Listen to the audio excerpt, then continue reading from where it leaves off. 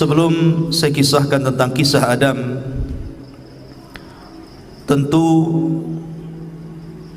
sebelumnya Allah Subhanahu wa taala telah menciptakan makhluk pertama namanya Arsy. Karena sebelum Arsy diciptakan tidak ada zat kecuali Allah Subhanahu wa taala saja.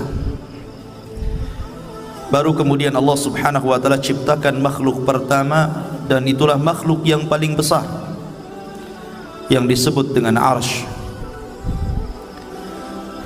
Tapi para ulama akidah mengatakan bahwa makhluk yang pertama kali diciptakan adalah Arsy, kemudian qalam.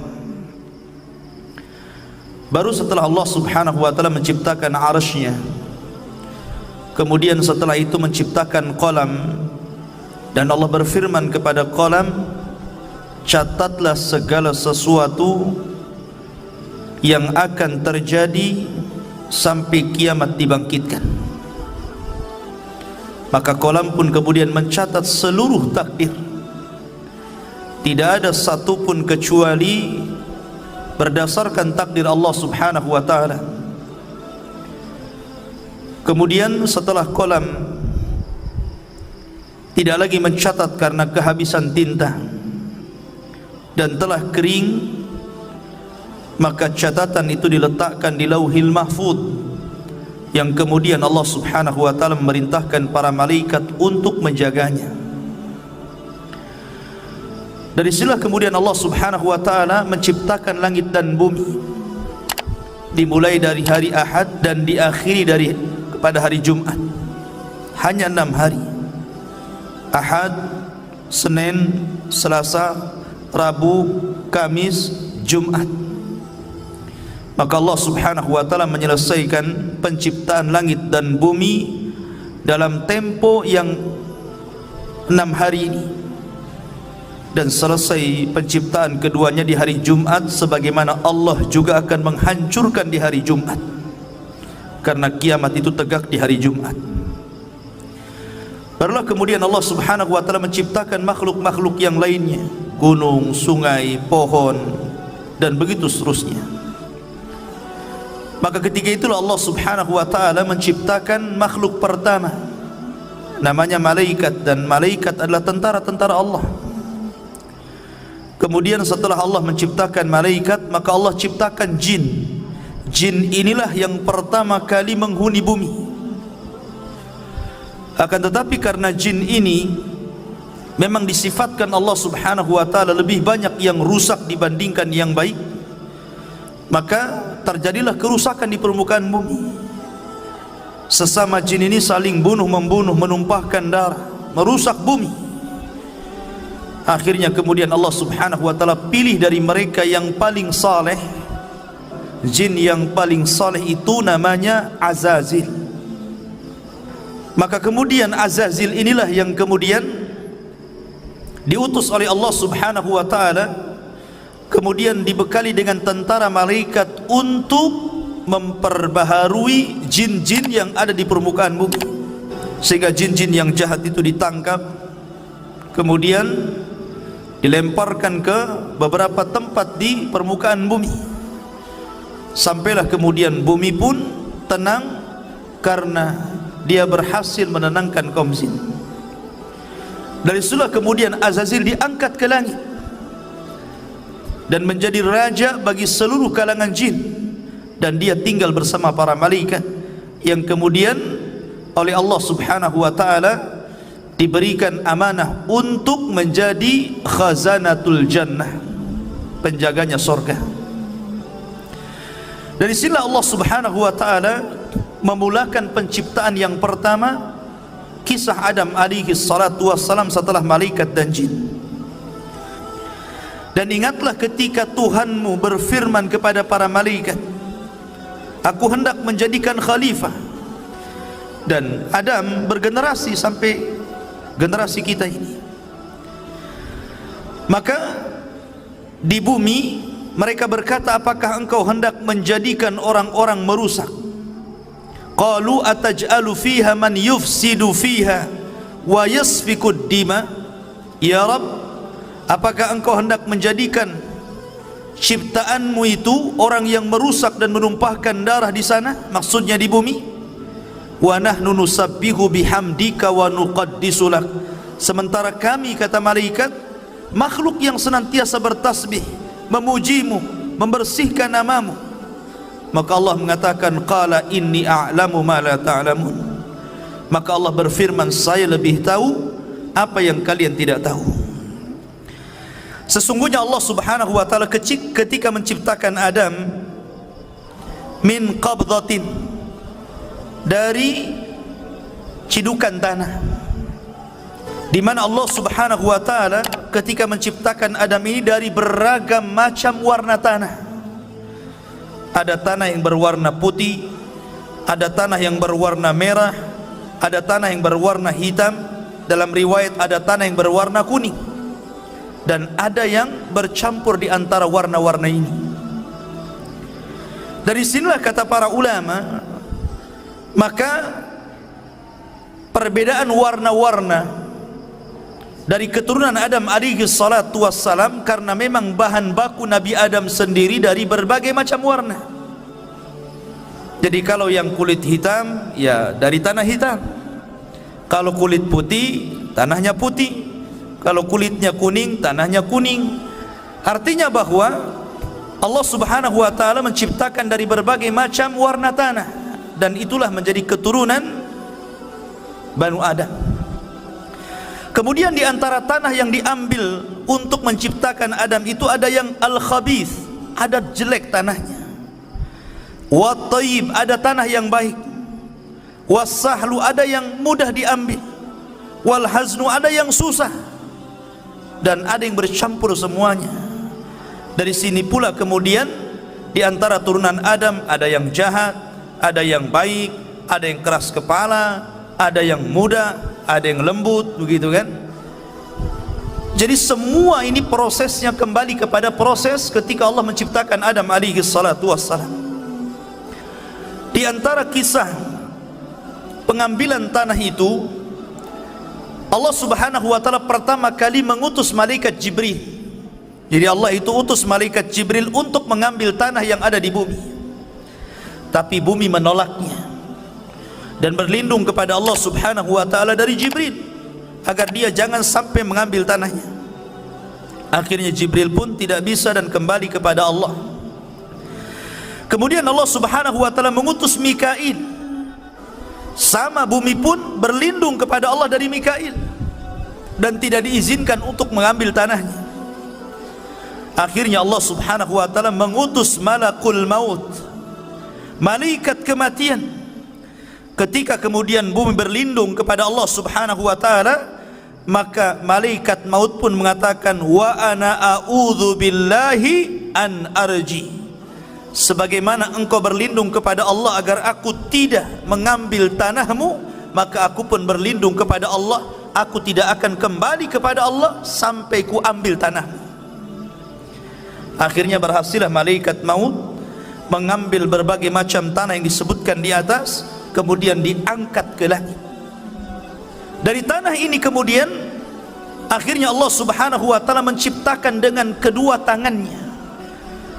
Dan ini ada hikmah kenapa Allah ciptakan Adam dengan tangannya, supaya iblis tidak bisa sombong di hadapan Adam, karena iblis tidak diciptakan dengan tangan Allah. Iblis itu diciptakan dari ujung nyala api. Maka kemudian ketika Allah subhanahu wa ta'ala menciptakan Adam, Allah mulai membentuk Adam alaihi salatu wassalam dengan sebaik-baik bentuk yang tidak sama dengan makhluk yang lainnya. Sesungguhnya Allah menciptakan manusia itu sebaik-baik bentuk. Lah ketika Allah subhanahu wa ta'ala mulai menciptakan Adam alaihi salatu wassalam, dibentuknya sedemikian rupa, maka Allah subhanahu wa ta'ala membiarkan Adam yang belum ada ruhnya itu. Ada yang mengatakan selama 40 tahun dibiarkan, artinya sampai betul-betul mengering.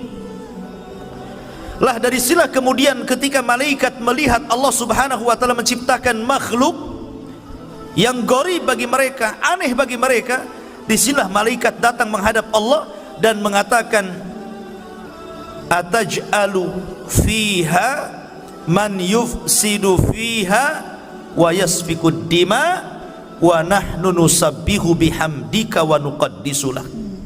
Ya Rabb, apakah engkau akan mengulang 2 kali menciptakan makhluk yang akan merusak bumi, menumpahkan darah, sementara kami adalah makhluk yang terus bertasbih memuji kamu? Kenapa malaikat ngomong seperti ini? Karena malaikat punya pengalaman dengan bangsa jin. Sebelum Adam diciptakan, Allah menciptakan jin, dan jin itulah yang merusak bumi, yang menumpahkan darah sesama mereka, sehingga malaikat kemudian mentertibkan mereka. Karena malaikat punya pengalaman dengan jin, makanya dia kemudian datang menghadap Allah dan bertanya, ya Rabb, apakah engkau akan menciptakan makhluk lagi yang akan merusak dan menumpahkan darah? Makanya Allah Subhanahu wa taala mengatakan, inni a'lamu ma la ta'lamun. Lah saya ini yang menciptakan lebih tahu dibandingkan engkau. Barulah kemudian malaikat paham, dari turunan Adam ini ada yang menjadi para nabi dan rasul, terkadang tingkatan mereka di atas para malaikat. Keluarlah para syuhada, keluarlah orang-orang saleh, keluarlah para siddiqun. Itulah kata-kata saya lebih paham dari apa yang kalian tidak tahu. Sementara iblis beda pula dia. Ketika Allah Subhanahu wa taala menciptakan Adam, baru berbentuk patung yang mengeras tadi, belum lagi ada ruh. Iblis ini bolak-balik, kemudian memegang-megang Adam, kadang masuk dari lubang telinga, keluar dari lubang hidung, masuk dari lubang hidung, keluar daripada lubang dubur. Begitulah dia masuk keluar. Kemudian dia mengatakan di hadapan malaikat, la in sullitu la uhlikanna. Kalau seandainya makhluk ini diserahkan kepadaku, ku hancurkan dia. Sampailah kepada waktu yang ditentukan, waktu yang menegangkan, ketika Allah hendak meniupkan ruh kepada Adam. Maka Allah Subhanahu wa taala memerintahkan para malaikatnya agar berkumpul. Bagaimana Allah Subhanahu wa taala akan membuat peristiwa baru tentang munculnya makhluk baru yang namanya Adam alaihi salatu wassalam. Mulailah kemudian Allah Subhanahu wa taala meniupkan ruh kepada Adam alaihi salatu wassalam. Baru saja ruh itu kemudian sampai di tenggorokan, maka Adam alaihi salatu wassalam tiba-tiba bersin. Maka malaikat mengatakan, qul alhamdulillah. Maka kemudian Adam pun diperintahkan mengucap alhamdulillah. Maka ketika Allah mendengar Adam memuji Allah, maka Allah pun berfirman, yarhamuka rabbuk, Rabbmu telah merahmatimu. Ma'asyiral muslimin yang dirahmati Allah Subhanahu wa taala. Kemudian ketika ruh terus masuk ke dalam jasad Adam alaihi salatu wassalam, dan mata pun sudah mulai melihat, rupanya Adam alaihi salatu wassalam berada di sorga. Maka ketika Adam, subhanallah, ruhnya sempurna, dari setelah kemudian Adam langsung memakan buah sorga, dan seluruh buah sorga dihalalkan untuk dimakan kecuali satu, nanti kisahnya. Maka ketika Adam alaihi salatu wassalam sempurna menjadi manusia, birruhi wal jasad, ada ruh ada jasadnya,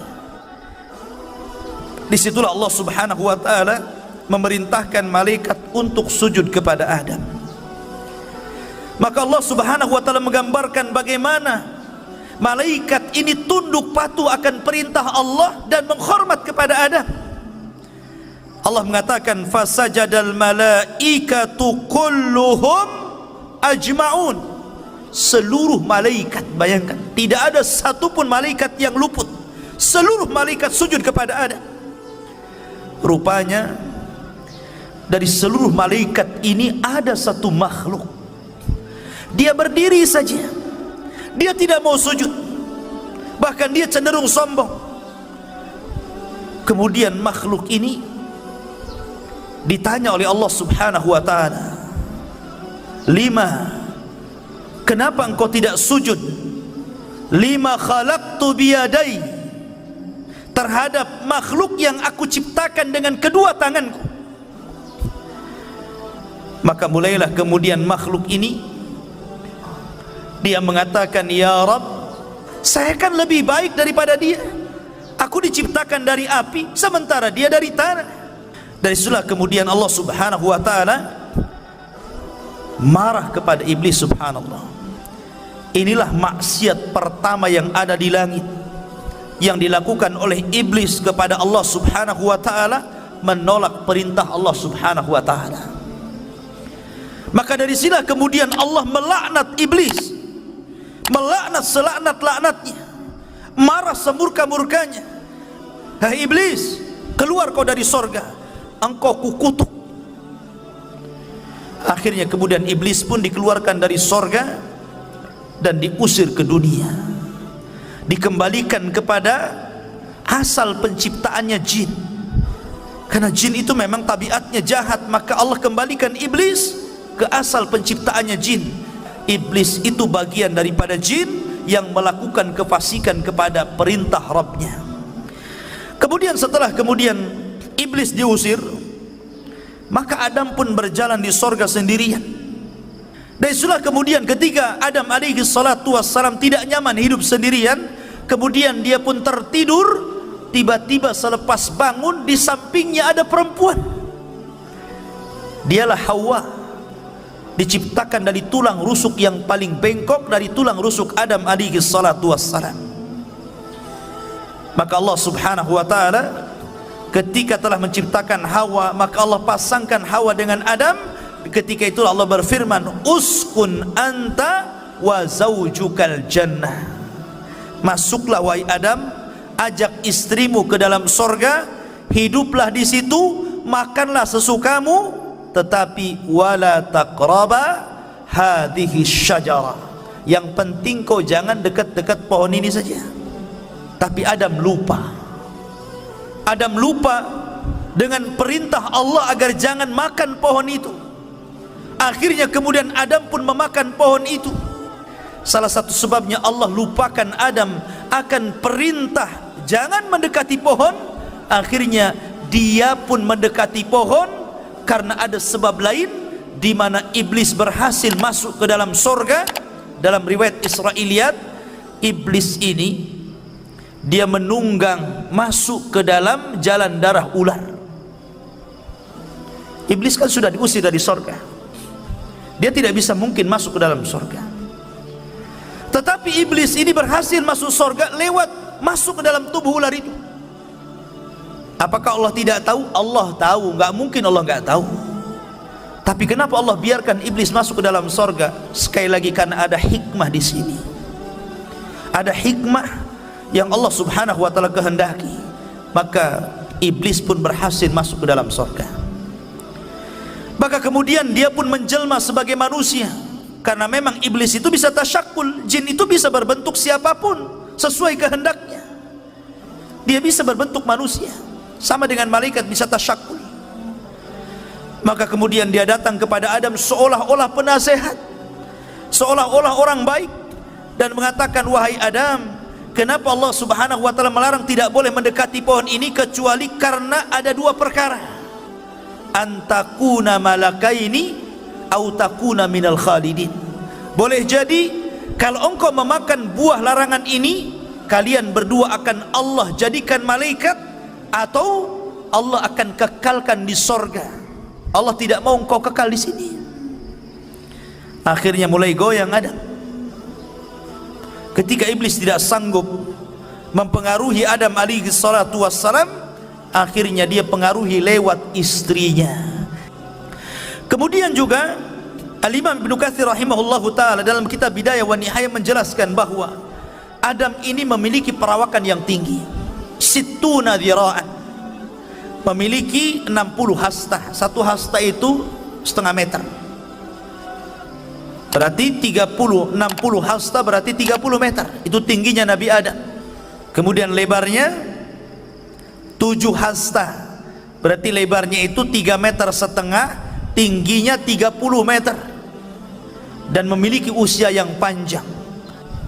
Ketika Allah Subhanahu wa taala kemudian takdirkan bahwa Adam alaihi salatu wassalam memakan buah larangan, akhirnya kemudian Adam pun diusir oleh Allah dari sorga. Qul nahbitu minha jami'an, kami katakan keluar kalian semua, hei Adam, hei Hawa, keluar kalian dari sorga. Maka di sini tiga makhluk diusir, iblis, Adam, dan juga Hawa. Mereka berjumpa di bumi. Ada yang mengatakan Adam diturunkan di India, sementara Hawa itu diturunkan di Mekah. Kemudian berjumpa di bukit Jabal Rahmah. Ada yang mengatakan Adam juga meninggal di India, ada yang mengatakan di Mekah, ada yang mengatakan di Syam. Allahu a'lam. Ya. Yang jelas kita tidak menetapkan yang tidak ditetapkan, hanya menukil beberapa kisah Israiliyat. Artinya bahwa Adam alaihi salatu wassalam kemudian diturunkan ke bumi.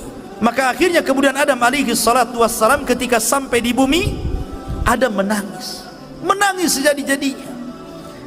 Ketika itu Jibril datang dan berusaha menghibur Adam, tapi Adam tetap menangis. Menangis karena bukan karena sedih dia diturunkan dari bumi, tidak, tapi karena menyesal karena maksiat yang dilakukan kepada Allah Subhanahu wa taala, sehingga dia berdoa kepada Allah, Rabbana zalamna anfusana wa illam taghfir lana wa tarhamna lanakunanna minal khasirin. Ini doanya Nabi Adam. Tapi lihat iblis, ketika diusir dari sorga, bukannya minta maaf, bukannya minta ampun kepada Allah, malah minta yang lain pula. Dia mengatakan, fa'angdirni ila yaumi yub'atsun, ya Rabb, tangguhkan aku sampai hari kau bangkitkan, maka tangguhkan usiaku sampai kiamat dibangkitkan. Akhirnya Allah tangguhkan iblis. Makanya iblis itu satu-satunya jin yang tidak akan pernah mati. Ketika Adam sudah di bumi, Hawa sudah di bumi, dan Allah pertemukan keduanya, akhirnya kemudian diilhamkan untuk menutup aurat keduanya. Maka disinilah permulaan permusuhan antara iblis dan Adam serta anak keturunannya.